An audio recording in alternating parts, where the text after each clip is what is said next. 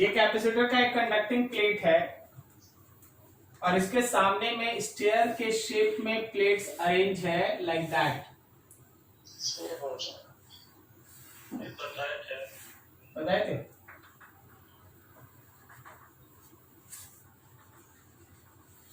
ऐसा? हाँ हाँ बिल्कुल सही। तो यहां से यहां तक का डिस्टेंस है 3a। ये a है, ये a है, ये a है। यहां से यहां तक का ये जो गैप है वो d है, लेकिन ये b है और ये b है।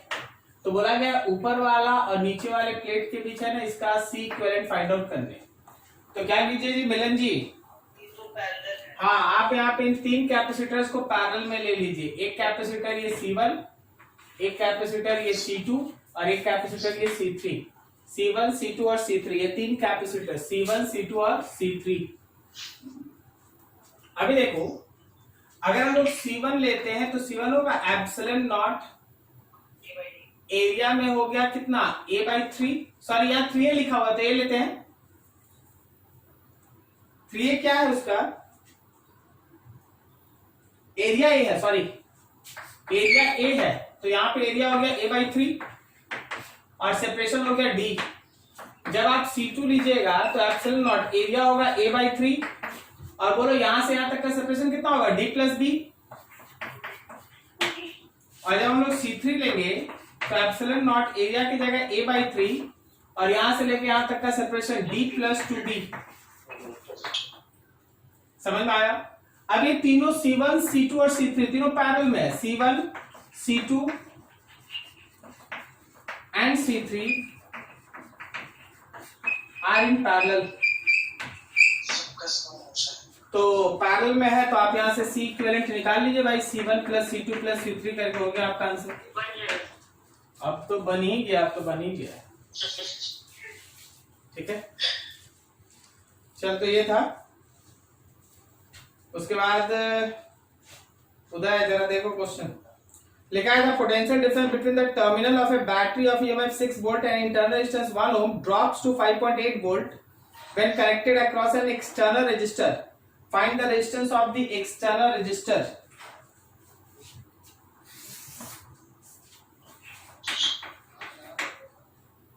हमारे पास एक पर्टिकुलर सेल है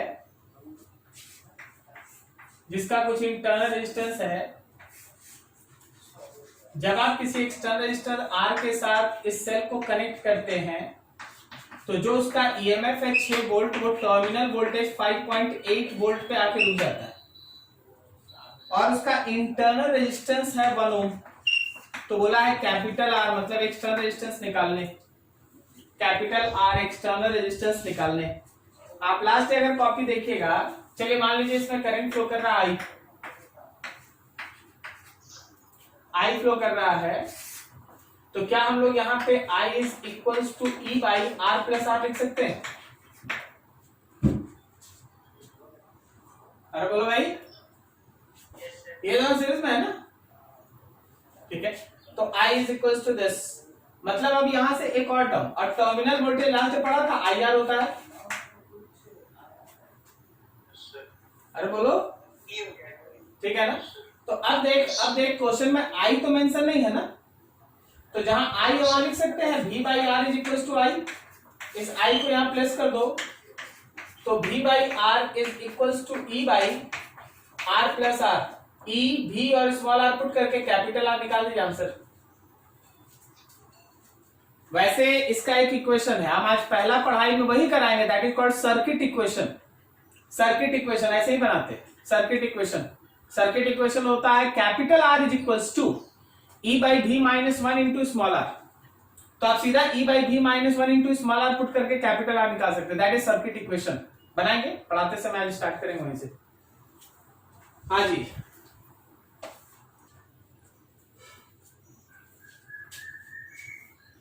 करंट इलेक्ट्रिसिटी थोड़ा देख के बताना। कोई एक रॉड है जिसका लेंथ L है, जिसका एरिया A है और रेजिस्टिविटी रो है, तो क्या आप रेजिस्टेंस लिखते हैं rho into L/A? Yes sir. सही है ना? Yes sir. अच्छा, इसमें एल क्या होता है? लेंथ मत बोलना, एल क्या होता है, लेंथ नहीं बोलना है।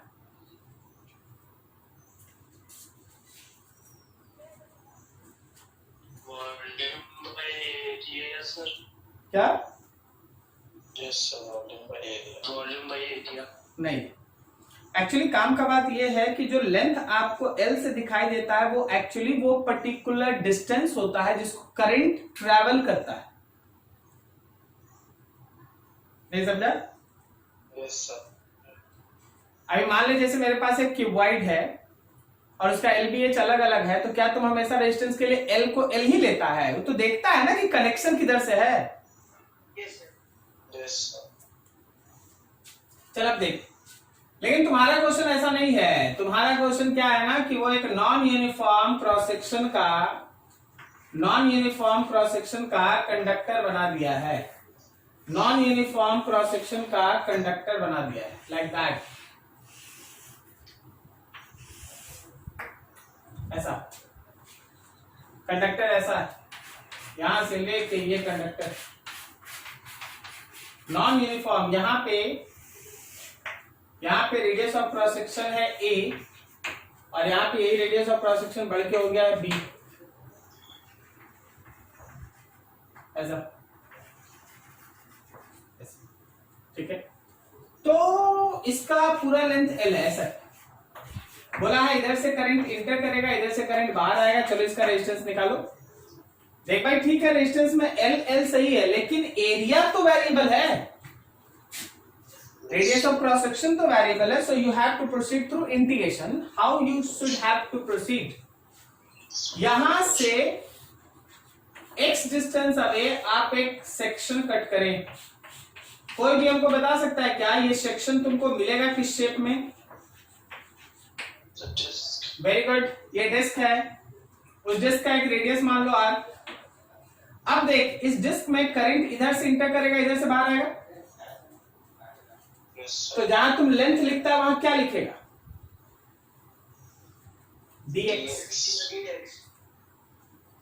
मतलब इस एलिमेंट्री डिस्क के लिए, फॉर दिस एलिमेंट्री डिस्क, उस एलिमेंट्री डिस्क के लिए अगर हम स्मॉल रेजिस्टेंस लिखते हैं, it is rho into L by A. क्या समझा ये? Rho into L by A, rho L by A. क्या सबका क्लियर है? Yes sir. अब करो भाई integration. Therefore total resistance is integration of dr rho into dx by area की जगह पाई आर स्क्वायर। इसमें रो बाई पाई को कॉमन ले, इंटीग्रेशन dx और r स्क्वायर। अब यहाँ पे एक problem start.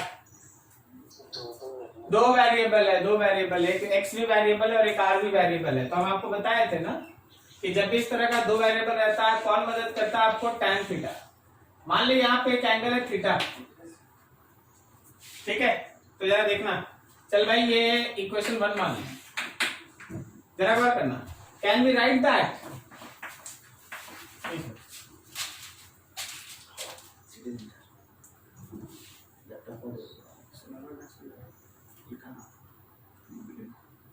r minus a by x। हाँ, तो tan theta is equals to r minus a by x, r minus a by x, ठीक है। और यही tan theta is equals to b minus a by l. This is also equals to b minus a by l. कोई दिक्कत नहीं ना समझने में? तो जहां x है, we can write that x के जगह l by B minus A into R minus A. आपको x थोड़ी ना चाहिए, आपको तो dx चाहिए। तो dx इज इक्वल्स टू, ये तो कांस्टेंट है, l बाई बी माइनस ए बाहर रखो, r का डिफरेंशिएशन dr और a का डिफरेंशिएशन 0, a तो कांस्टेंट है ना? Yes sir. नहीं समझा? बोलो, समझा कि नहीं समझा? यस सर, समझ। तो dx is equals to l by B minus A into d r. बस आप इसको इक्वेशन 1 में यूज करो। So equation 1 becomes r is equals to rho by pi integration dx के जगह पे l by B minus A into d r divided by l by B minus A into d r divided by r square. Constants को बाहर निकाल लिए, rho by pi l by B minus a constant integration 1 by r square and d r. अब केवल एक variable है r। बोल radius का लिमिट कहां से कहां तक? ए से बी तक। इंटीग्रेट कर दो, आंसर समझ में आया?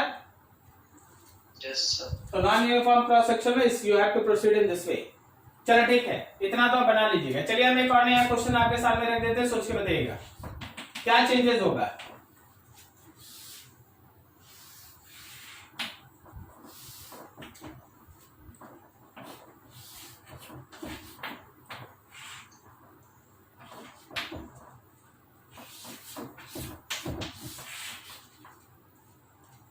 बोला गया यहाँ बैटरी है बी वोल्ट। चलो जी बताओ, how much current is flowing in this circuit? How much current is flowing in this circuit? Solid core है, कंडक्टिंग कोर। कैसे बनाएगा?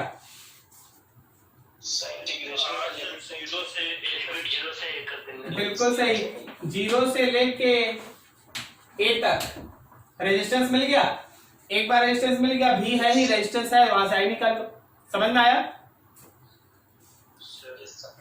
नोट करो।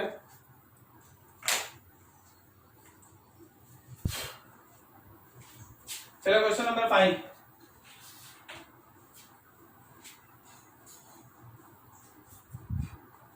लिखा है current of 1 ampere exist in a copper wire of cross section area 1 millimetre square.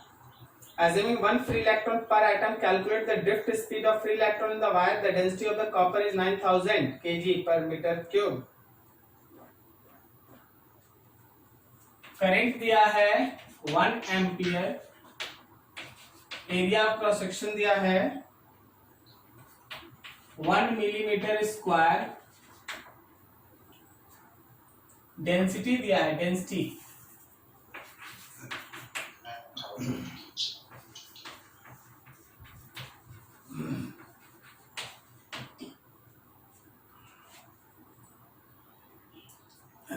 अब बोला drift velocity निकालने।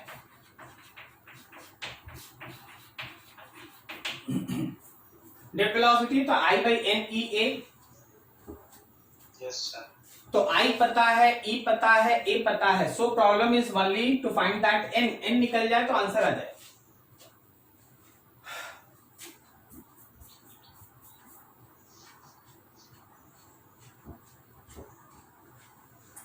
मान लो ये हम लोगों का वो वायर है कॉपर का, जिसका लेंथ L है, जिसका एरिया ये। तो वॉल्यूम ऑफ कॉपर लिखेंगे A into L, A into L. Mass of copper लिखेंगे A into L into density. बोलो जी सही है? Yes sir. तो क्या हम लोग number of moles of copper, copper का number of moles, mass of copper by molar mass लिखें? तो मास ऑफ कॉपर हो गया A into L into D और molar mass M। Number of moles आ गया कॉपर का। Number of copper atoms A L D by molar mass into Avogadro's number. अब question ये कहता है ना कि एक एक कॉपर एटम एक एक फ्री इलेक्ट्रॉन बनाता है। एक एक कॉपर एटम एक एक फ्री इलेक्ट्रॉन बनाता है। So number of free electrons is actually equals to number of copper atoms. जितना एटम्स उतना ही फ्री इलेक्ट्रॉन, क्योंकि हर एक एटम एक फ्री इलेक्ट्रॉन बनाता है। तो number of free electrons is ALD by molar mass and Avogadro's number। अब बताइए स्मॉल n क्या होता है? स्मॉल n होता है क्या, बोलो तो? Charge on electron. That n number of free electron per unit volume. हाँ, पूरा नाम, number of free electron per unit volume. Small n is number of free electron per unit volume। तो number of free electron है ALD, Avogadro's number, by molar मास, और volume के लिए लिखेंगे A into L। तो A और L से A और L कैंसिल, मतलब जहां स्मॉल n है वहां आएगा density into Avogadro's number divided by molar mass. Density into Avogadro's number divided by molar mass. Density दे दिया है, एवोगाड्रोस नंबर और मोलर मास आप कॉपर का जानते हैं, क्या सही है? तो मेरे स्मॉल n का वैल्यू हुआ डेंसिटी के जगह पे 9000 kg per metre cube, Avogadro's number 6.02 into 10 to the power 23। Copper का मोलर मास बोलो। 63.5। 63.5 लिखेगा, गलत हो जाएगा।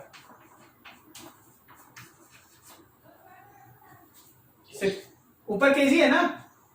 Yes sir. तो 63.5 इंटू 10⁻³ kg। अभी सॉल्व कीजिए, स्मॉल n आ गया, बाकी सब डाटा दिया हुआ है, use that to find the drift velocity. Sanjay ji है? Yes sir. चलो नेक्स्ट क्वेश्चन।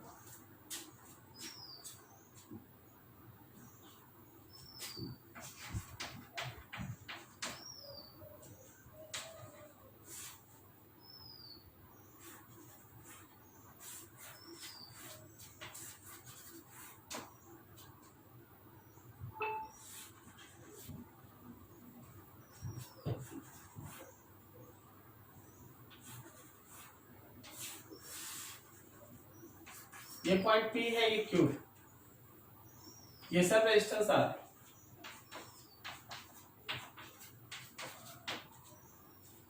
ठीक है, आप इसको जनरल सीरीज पैरेलल से सॉल्व नहीं कर सकेंगे। हम देखते हैं, आपको बताए थे कि इसमें एक स्टार डेल्टा कन्वर्सन लगता है। कारण है, सब प्रॉब्लम है यहां का। 3 रजिस्टर है, लेकिन ये तीनों रजिस्टर है ना सीरीज और पैरेलल को पूरा डिस्टर्ब करके रखा है। 3 रजिस्टर है, लेकिन ये तीनों रजिस्टर सीरीज और पैरेलल को पूरा डिस्टर्ब करके रखा है, यही हम बोल रहे हैं। तो देख होता क्या है, थोड़ा यहां देखना, वहां छोड़ दो, यहां देखना। मान लो तुम्हारे पास ऐसा 3 रजिस्टर मिलके एक डेल्टा बनाता है R1, R2 और R3 between point A, B and C। ये डेल्टा बनाता है। तो आप अगर चाहें तो इस सर्किट को उन्हीं 3 पॉइंट A, B और C के बीच इस तरह से रिप्लेस कर सकते हैं। ये सर्किट और ये सर्किट बराबर है, ठीक है? तो बराबर है तो रेजिस्टेंस तो सेम नहीं लेना पड़ेगा। तो देख, ये वाला पॉइंट से जो तुम रेजिस्टेंस लेगा उसमें R1 और R3 के बीच में है, तो इसका वैल्यू होता है R1 R3 divided by R1 plus R2 plus R3। अब ये किसके बीच है? R1 और R2, तो इसका होगा R1 R2 divided by R1 plus R2 plus R3। और ये किसके बीच है? तो R2 और R3, तो इसका होगा R2 R3 divided by R1 plus R2 plus R3। मतलब आप चाहेंगे तो इस तरह के फिगर को इसमें बदल सकते हैं, लेकिन बदलना पड़ेगा तो नया रेजिस्टेंस का वैल्यू ऐसे निकाल के रखना पड़ेगा। अब देखो हम क्या कर रहे हैं, देखो फिर से हम इस सर्किट को बना देते हैं।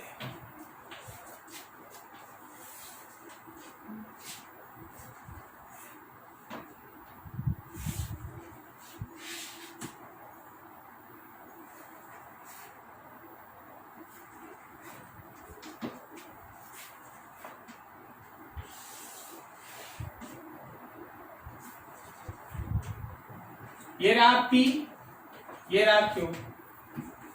चलो जी सब आ रहे। अभी क्या कर रहे हैं, इस पॉइंट को मान लेते हैं A, ये पॉइंट है B और ये पॉइंट है C। तो हम लोग अगर चाहें तो क्या हम लोग इसको इस तरह से सॉल्व कर सकते हैं? क्या बोलता है, ठीक है? अब देखिए ये जो है वो इन दोनों के बीच है, तो यहां पे देखना कितना r/3। चलिए r/3 हो गया, तो ये भी तो r/3 हो गया, ये भी r/3 हो गया, कोई दिक्कत नहीं ना सबको? अब क्या करें, व्हाइट वाला हटा दे, व्हाइट वाला तो अब नहीं रहा।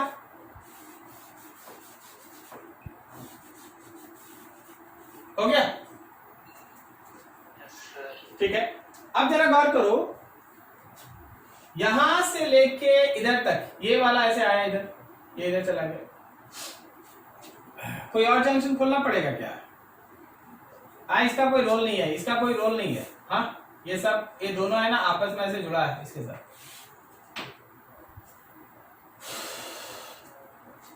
और देखो इसको और छोटा करो, कहीं कहीं और छोटा करो। सर राइट साइड भी तो हो जाएगा, वही साइड सर फेल हो गया था सर। कौन सा 3 को? ये वाला 3 ना? Yes sir. हाँ वेरी गुड, ठीक ठीक। फिर ये तीनों भी छोटा होगा। This can be done in this वे। यही बनाए, अगला बनाते हैं, अगला नेक्स्ट बनाते हैं।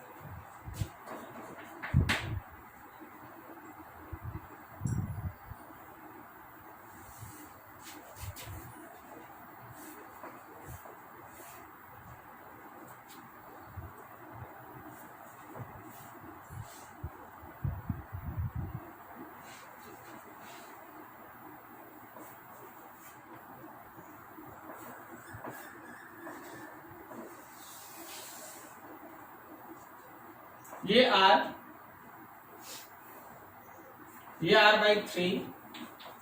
ये r/3, ये r/3, यहां भी r है और ये भी r है।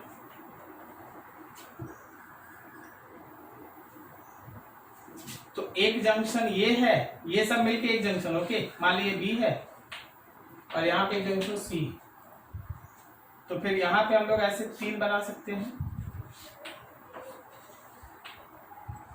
R और r/3। चलो जी सोचो जरा, पहले तो तीनों को जोड़ लो। अच्छा हम यहाँ पे ऐसे लिख दे क्या, इसको एक R1, ये R2 और ये R3 निकल जाएगा ना बाद में। थोड़ा हटाते हैं, थोड़ा देखते हैं ना, सिंप्लीफाई तो हो पहले।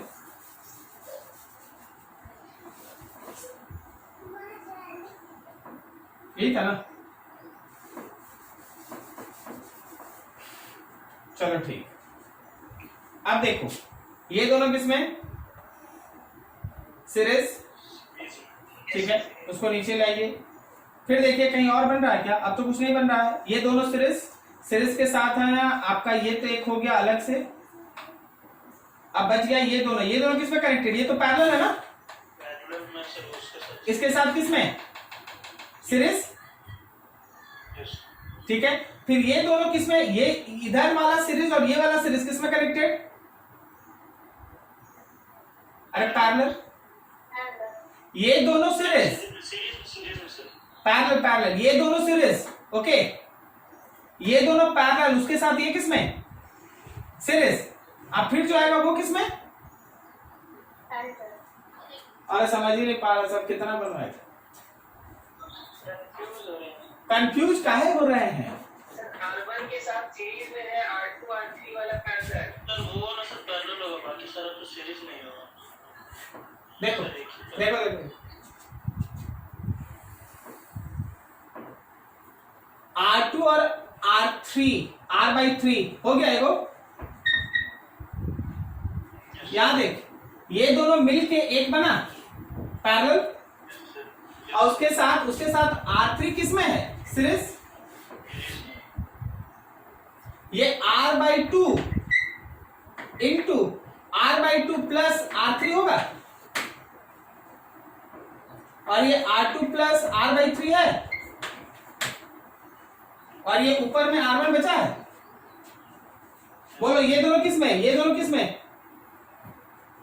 पैरेलल। उसके साथ R1 किस में, series.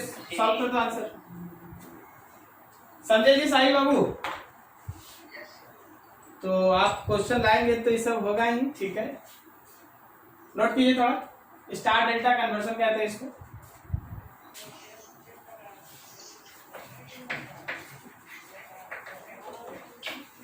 Relationship between EMF, terminal voltage, internal resistance and external resistance. क्या ये चारों मीनिंग समझ में आया? EMF, terminal voltage, internal resistance और एक्सटर्नल रेजिस्टेंस के बीच relation, this is called circuit equation. इसको हम लोग कहते हैं सर्किट इक्वेशन। बहुत आसान सा चीज है और कुछ है नहीं। मान लो जैसे ये हमारे पास एक बैटरी है, ये उसका इंटरनल रेजिस्टेंस है और ये किसी एक एक्सटर्नल रेजिस्टेंस कैपिटल R के साथ जुड़ा है, स्मॉल r एंड E, ठीक है।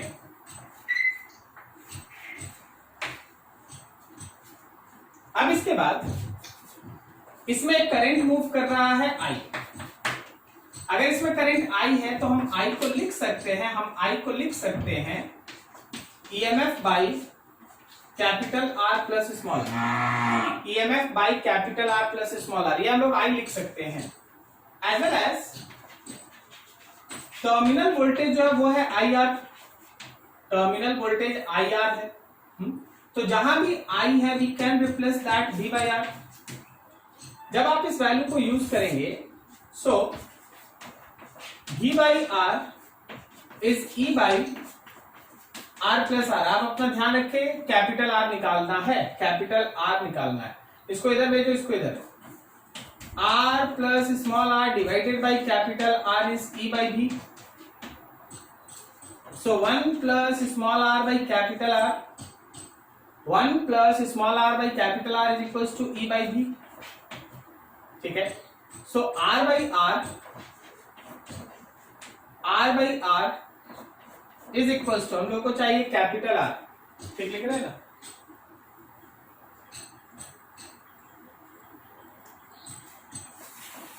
सो small r by capital R, so small r by capital R is equals to E by V minus 1, E by V minus 1। आप देखो आपको कैपिटल R निकालना है या small r, so small r is equals to capital R को write कर भेजो भाई, E by V minus 1. This is the relation. Internal resistance is equals to capital R E by V minus 1. E by V minus 1. अब देख जैसे आज इस पे क्वेश्चन आप हम लोग से पूछे थे, उसमें स्मॉल r दिया था, E दिया था, V दिया था, आपको कैपिटल R निकालना था। जब कभी भी सर्किट में इन चारों में कोई भी रिलेशन रहे, you can use this equation to find unknown. This is called circuit equation. यही सर्किट इक्वेशन, थोड़ा सा नोट कर लो यहाँ पे। Circuit equation,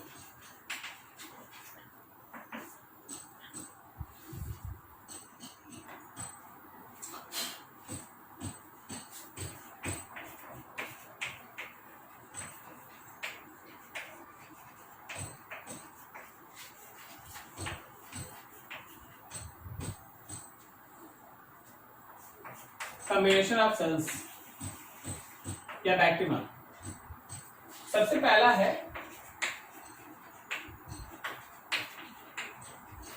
series combination.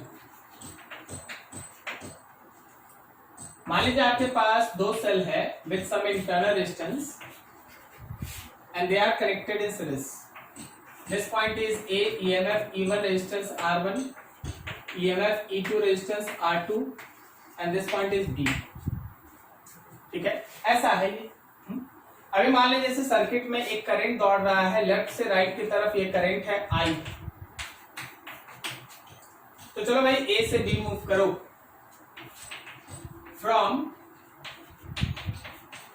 A to B, from A to B, potential at A, negative से positive plus E1, current के direction में माइनस I R1, निगेटिव से पॉजिटिव प्लस E2, करंट के डायरेक्शन में minus I R2 is equal to पहुंचेंगे B का potential. E1 minus I R1, E2 minus, अच्छा minus जो लेते हैं वो समझ में आ रहा है क्या हो रहा है?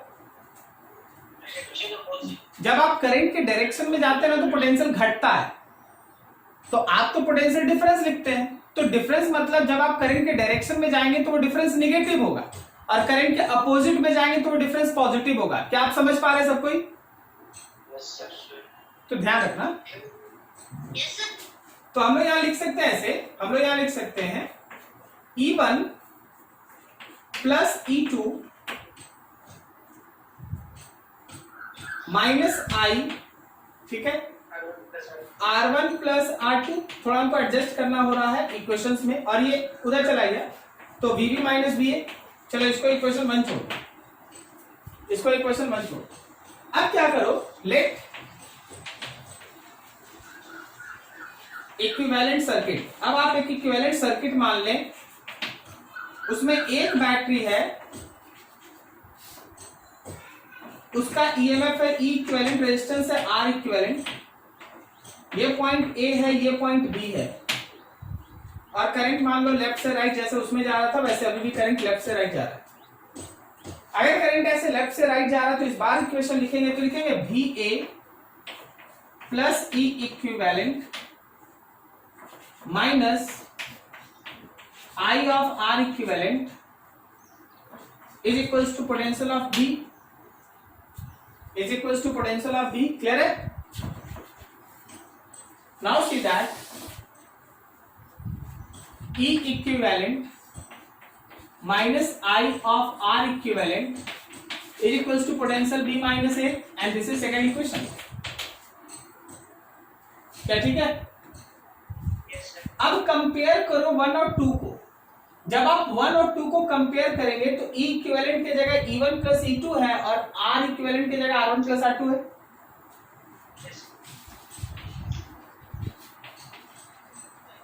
कंपेयरिंग इक्वेशन 1 एंड 2, जब लोग इक्वेशन 1 और 2 को कंपेयर कर रहे हैं, 1 और 2 को कंपेयर कर रहे हैं, तो आपको दिखेगा कि E इक्विवेलेंट के जगह पे EMF 1 प्लस EMF 2 है, और स्मॉल r इक्विवेलेंट की जगह पे आपके पास R1 प्लस R2 है। आज के बाद कभी भी अगर सेल्स का कॉम्बिनेशन दिखा, बैटरी का कॉम्बिनेशन दिखा, तो उन बैटरी के कॉम्बिनेशन को हटाने के लिए सीरीज में ईएमएफ को E1 प्लस E2 लिखना और उसका internal resistance R1 plus R2 लिखना। ठीक है, पहले में क्या होगा देखेंगे, अभी सीरीज पे ध्यान रखना। ठीक है, इसमें भी एक दो ट्रिक है, उसको ध्यान रखना, इसको तो यूज करना है भाई। चलो अच्छा है। If any cell is connected with opposite polarity, देखना देखना समझना, रजिस्टर में कोई पोलैरिटी नहीं होता, कैपेसिटर में कोई पोलैरिटी नहीं होता, लेकिन बैटरी में तो पोलैरिटी होता है, प्लस माइनस। समझ रहे हम क्या बोल रहे हैं? If any cell is connected with opposite polarity, opposite polarity, its EMF should taken to be negative, उसका EMF नेगेटिव लीजिए बस।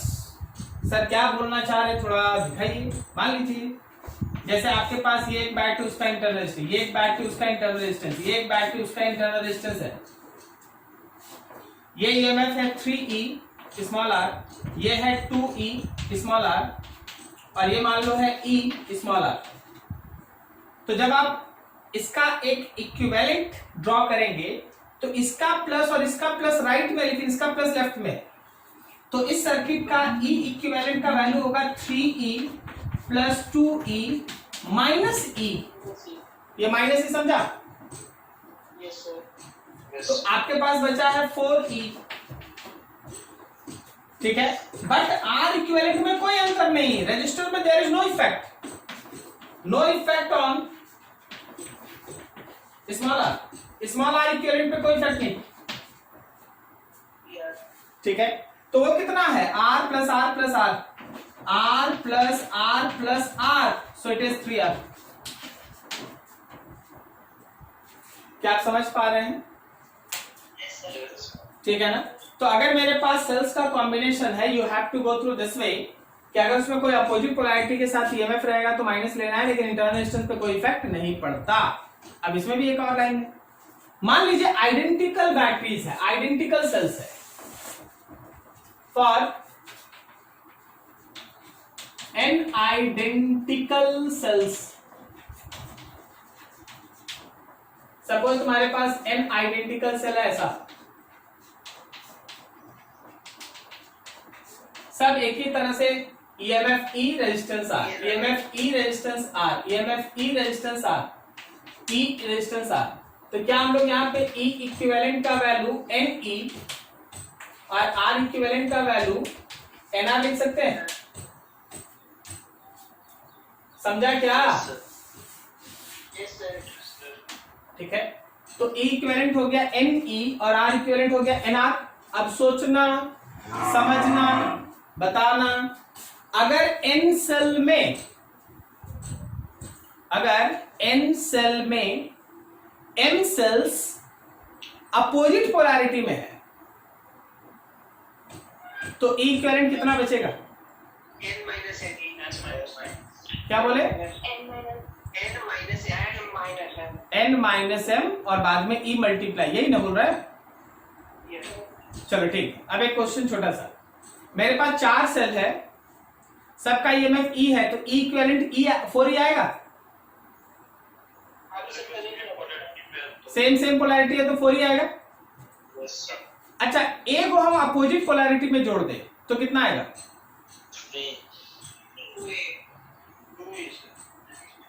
2E आएगा। हाँ, तो 3 जिसका आ रहा था वो ना बोला कि 4 माइनस 1, एक्चुअली तो माइनस कितना हो गया? 4 माइनस 2 हो गया ना। कहानी हम समझाते हैं, देखो। अरे रुको यार, हाँ 3 माइनस, सबके पास स्मॉल r है, E small r, E small r, E small r and E small r। तो अभी E इक्विवेलेंट है हम लोगों का 4E और R इक्विवेलेंट है हम लोगों का 4R।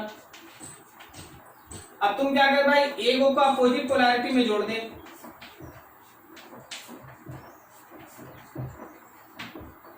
अब जैसे ही तुम E इक्विवेलेंट लिखा, E plus E plus E minus E होगा, तो एक माइनस E अपने साथ एक प्लस E को भी तो कैंसिल कर देगा। तो बचेगा 2E। कहना ये चाहते हैं कि अगर n सेल में से, कितना? n सेल में से अगर m सेल अपोजिट पोलैरिटी में है तो इक्विवेलेंट बचेगा n minus 2m into E, n minus 2m into E। कहीं जगह है, थोड़ा खत्म करें, यहीं पे लिख देते हैं, समझ जाना। Out of n cells, if m cells are in opposite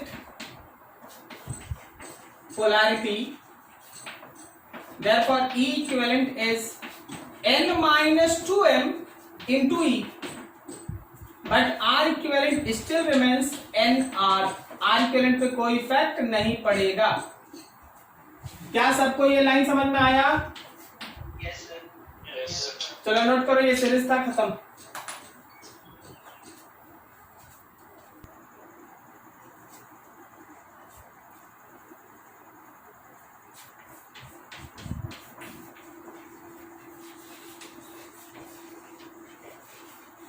parallel combination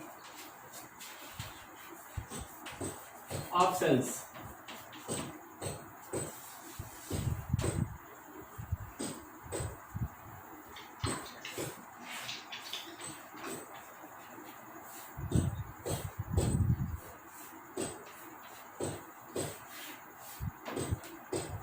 मान लो हम लोगों के पास EMF E1 रेजिस्टेंस R1 है, EMF E2 रेजिस्टेंस R2 है और यहाँ पे करंट है I। इस पॉइंट पे ऊपर चला गया है I1 करंट, यहाँ से नीचे चला गया I2 करंट, और फिर यहाँ I1 और I2 मिलकर इसमें गया है I करंट। मान लीजिए ये पॉइंट ए है और ये पॉइंट बी है। आप ए से बी जाएंगे दो अलग अलग रास्ते से, एक बार ऊपर से एक बार नीचे से, ठीक है। अपना काम है I1 और I2 निकालना, बाद में दोनों जोड़ देंगे तो I मिल जाएगा और फिर वहीं से नया रिलेशन आपके सामने आएगा। From A to B through E1, A से B थ्रू E1, BA ऊपर से जाओ, नेगेटिव से पॉजिटिव प्लस E1, करंट के डायरेक्शन में माइनस I1 R1, फिर मिलेगा VB। तो क्या हम इसको लिख सकते हैं VA minus VB plus E1 is equal to I1 R1। ये उधर चला गया, इधर आ गया। इसको लिख सकते हैं VA minus VB by R1 plus E1 by R1 is equal to I1। देखो सही है। Yes sir. इसी काम को तुम नीचे से रिपीट करो, इसी काम को तुम नीचे से रिपीट करो।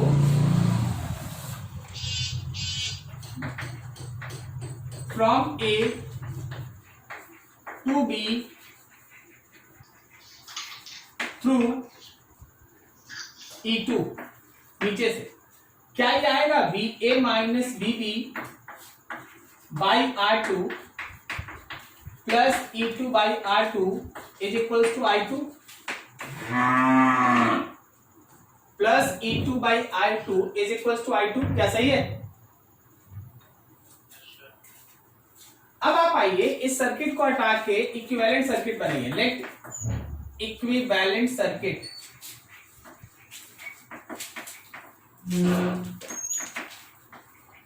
लेट इक्विवेलेंट सर्किट, जरा गौर करना। E equivalent, R equivalent, point A point B और total current I, total current I। तो इसी तरह से मिला जुला के अगर हम लिखेंगे तो लिखेंगे VA minus VB by R equivalent plus E equivalent by R equivalent is equal to total current. अब देख इस पॉइंट पे क्या ये टोटल करंट I1 और I2 के सम के बराबर है? Yes sir. ठीक है। Yes sir. Since total current is sum of I1 and I2, total current is sum of I1 and I2, so VA minus VB by R equivalent plus E equivalent by R equivalent is equals to VA minus VB by R1 plus E1 by R1 plus VA minus VB by R2 plus E2 by R2 plus E2 by R2। सही है जी? Yes sir. चलिए थोड़ा सा adjust करके लिखते हैं।